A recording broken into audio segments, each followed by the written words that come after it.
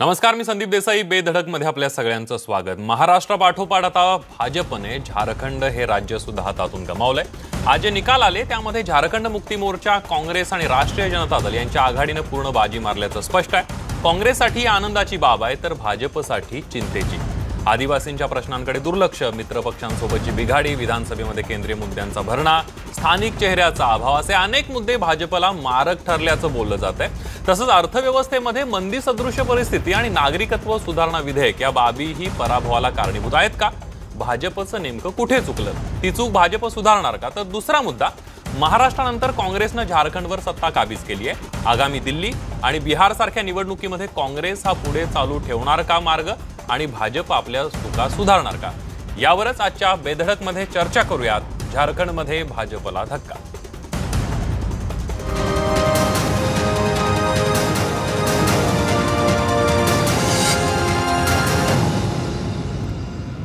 आणि यात सगळ्याचं विश्लेषण करण्यासाठी आपल्यासोबत न्यूज 18 लोकमतचे संपादक महेश म्हात्रे स्टुडिओमधून आपल्यासोबत आहेत. त्याचबरोबर काँग्रेसचे प्रवक्ते रत्नाकर महाजन आपल्यासोबत आहेत. भाजपचे प्रवक्ते राम कदम आहेत. ज्येष्ठ पत्रकार व्यंकटेश केसरी आहेत आणि सकाळ नाशिकचे कार्यकारी संपादक श्रीमंत माने सुद्धा आहेत. या सगळ्यांच्या बरोबर आपण चर्चा करणार आहोत, कारण भाजपचा हातून निसटणारं 5वं राज्य आता झारखंड ठरलेलं आहे. सगळ्या मुद्द्यांचा आपण ज्या उल्लेख केलेला आहे सुरुवातीला त्यांचा आढावा घेणार आहोत. पण पहिल्यांदा महेश सरांच्याकडनं सुरुवात करतोय. महेश सर, या सगळ्यामध्ये आपण बघितलं 5वं राज्य.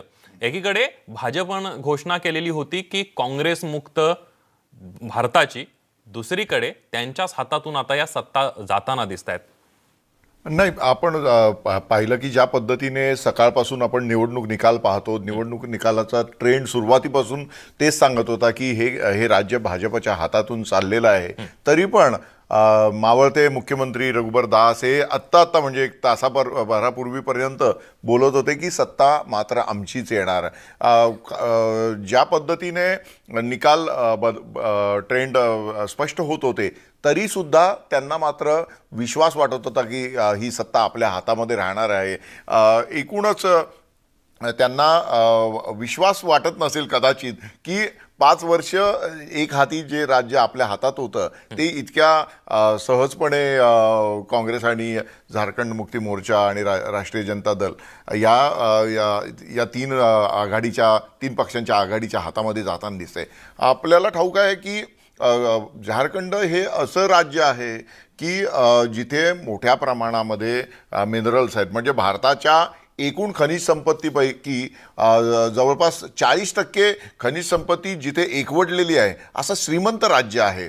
परंतु एकीकडे ही श्रीमंती आहे आणि दुसरीकडे मोठ्या प्रमाणामध्ये आदिवासींमधल्या कुपोषणाचं प्रमाण हे सुद्धा तितकंच धक्कादायक आहे. जवळपास 5 वर्षाखालील जवळपास 25% मुलं कुपोषित असलेला हा प्रदेश आहे. म्हणजे एकीकडे निसर्गाने दिलेली अफाट श्रीमंती. झारखंड या शब्दाचाच अर्थ असा आहे की जंगली भूभाग, म्हणजे जिथे वनाचं आधिक्य आहे असा भूभाग. तर एकीकडे नैसर्गिक साधन संपत्ती आणि दुसरीकडे जगण्याचं भीषण वास्तव, या अशा बेचक्यामध्ये दुबळ्यामध्ये अडकलेला हे राज्य आहे. आपण एक त्याचं वास्तव बघितलेलं आहे की बिहारमध्ये असताना बिमारू स्टेट म्हणून जी राज्य ओळखली जात होती त्यात बिहार होतं, परंतु झारखंड आता त्यामध्ये नाही आहे. त्यामुळे प्रगती एकीकडे होते, परंतु तिथल्या ज्या शैक्षणिक संस्था होत्या, तिथलं एकूण विकासाचं जी वाटचाल होती याला सातत्याने तिथल्या राजकारणाने धक्का पोचवलेला आहे. रघुबर दास यांच्या आधीची सगळी सरकारं 2000 पासूनची, म्हणजे 2000 साली हे राज्य स्थापन झालं तेव्हापासूनची सगळी सरकारं ही 2-2.5 वर्षाची अल्पकालिक ठरलेली आहेत. त्यामुळे आता पुन्हा एकदा काँग्रेस आणि झारखंड मुक्ती मोर्चा आणि राजद यांच्याकडे स्थिर सरकार देण्याची जबाबदारी आलेली आहे. आणि फक्त स्थिर सरकार नाही तर सर्वसामान्य माणसाचा, विशेषतः तिथल्या आदिवासी समाजाचा विकास करण्याची फार महत्त्वाची जबाबदारी या त्रिपक्षीय सरकारकडे आलेली आहे. अगदी भाजपचे प्रवक्ते राम कदम सुद्धा आपल्या सोबत आहेत. कदमजी, या सगळ्यामध्ये आपण बघितलं कुठंतरी 65च्या पुढे जाणार असा नारा दिला होता झारखंडमध्ये भाजपनं स्वबळावर. महाराष्ट्रामध्ये पण असंच झालं. शेवटच्या टप्प्यामध्ये 200च्या बाहेर जायला असा आत्मविश्वास व्यक्त केला होता. कुठंतरी अति आत्मविश्वास नडलेला आहे भाजपला. नाही काय आहे की आपण जर झारखंडची मागच्या 15 वर्षातली जर राजकीय स्थिती पाहिली तर झारखंडमध्ये 2014 साली जेव्हा आम्ही सत्तेवर आलो त्यावेळेस आमच्याबरोबर तिथला आजसू नावाचा जो पक्ष आहे, बरोबर, जो स्टुडंट्सशी संबंधित त्या पक्षाचं नाव आहे AJSU. तर या पक्षासोबत आम्ही सरकार स्थापन केलं. नंतर त्यावेळेस बाबूलाल मरांडी होते, त्यांचे 6 आमदार आमच्या सोबत आले आणि एक असं स्थिर सरकार 5 वर्ष देण्याचा प्रयत्न केला. आणि 5 वर्षातली विकासाची जर कामं पाहिली तर ती बरीच मोठी आहेत. म्हणजे 67 वर्षामध्ये जे झालं नाही ते 5 वर्षामध्ये आम्ही करता त्या ठिकाणी आलं, ही वस्तुस्थिती आहे. म्हणजे 67 वर्षात फक्त 2 मेडिकल कॉलेज होते, पण मागच्या 5 वर्षामध्ये त्या ठिकाणी जवळपास आपण 5 नवीन मेडिकल कॉलेजेसची कामं सुरू केली, सुरू देखील झाली, हॉस्पिटल सुरू झाले, अनेक योजना आपल्याला. ऐका मुद्दा काय आहे की त्या ठिकाणी जर पराभवाच्या कारणांचं जर विश्लेषण करायचं झालं तर एक आहे की डेव्हलपमेंट करताना कुठे भारतीय जनता पार्टी हा पक्ष थांबला का? नाही थांबला. 2012 साली लोकसभेच्या निवडणुका झाल्या, त्यावेळेस 14 जागांपैकी 12 जागा आम्हाला मिळालेल्या आहेत. याचा अर्थ नरेंद्र मोदीजींबद्दल तिथल्या जनतेनं आणि भाजपबद्दल तिथल्या जनतेनं विश्वास दाखवला. ही गोष्ट अगदी 2 वर्षापूर्वीची आहे.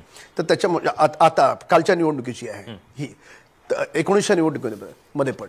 तर लोकसभेच्या निवडणुकीला जर 14 पैकी आपल्याला 12 जागा भारतीय जनता पार्टीला 6 महिन्यापूर्वी मिळतात, तर मग 6 महिन्याच्या नंतर अशी काय परिस्थिती बदलते? तर याचा मी शोध घेण्याचा प्रयत्न केला. तर लक्षात असं आलं की झारखंडमध्ये जवळपास 25% हा आदिवासी विभाग आहे, आदिवासी जनसंख्या आहे.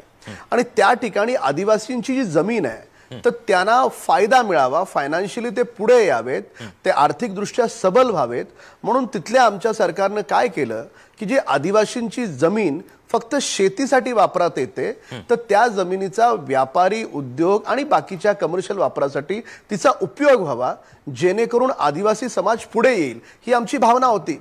पण विरोधी पक्षानं या विशिष्ट मुद्द्याला अशा पद्धतीनं लोकांमध्ये नेलं की जसं काही सरकार आदिवासी लोकांच्या जमिनी हडप करतंय, अशा प्रकारचा अपप्रचार करण्यात विरोधी पक्ष यशस्वी झाला. हा एक भाग. म्हणजे आम्ही करायला गेलो चांगलं, पण तिथल्या लोकांनी, विरोधी पक्षांनी पसरवलं उलट.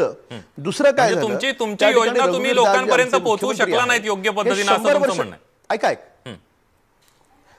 नाही, जसं आता नागरिकत्व सुधारणा कायद्याचा लोकांमध्ये पूर्णपणे विचित्र पद्धतीने भ्रम पसरवला जातोय, तर त्याच पद्धतीनं ही आदिवासी म्हणजे 25% जनसंख्या ही मोठी आहे, आपण समजून घ्या.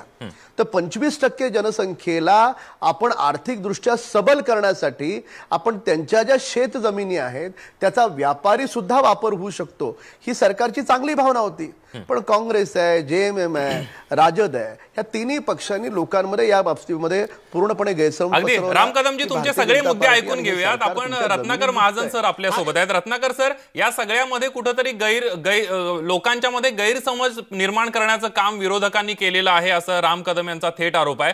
पण त्यांचा जो आरोप आहे त्यावर काँग्रेसचं काय मत आहे? दुसरा मुद्दा, त्यांनी जो आदिवासींच्या जमिनींसंदर्भातला मुद्दा एक मांडलेला आहे, त्यावर जरा सविस्तर थोडक्यात सांगा.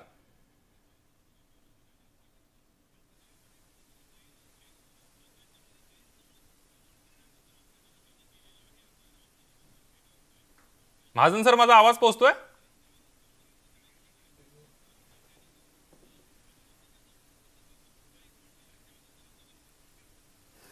सविस्तर आणि थोडक्यात दोन्ही एकत्र होऊ शकत नाही. अगदी. हे जो वनजमीन हक्क कायदा आहे, UPAच्या दुसऱ्या कालखंडात झालेला. हो पोचतोय. काय रे, नेहमीप्रमाणे माझा आवाज त्यांना पोचत नाही. बोला सर.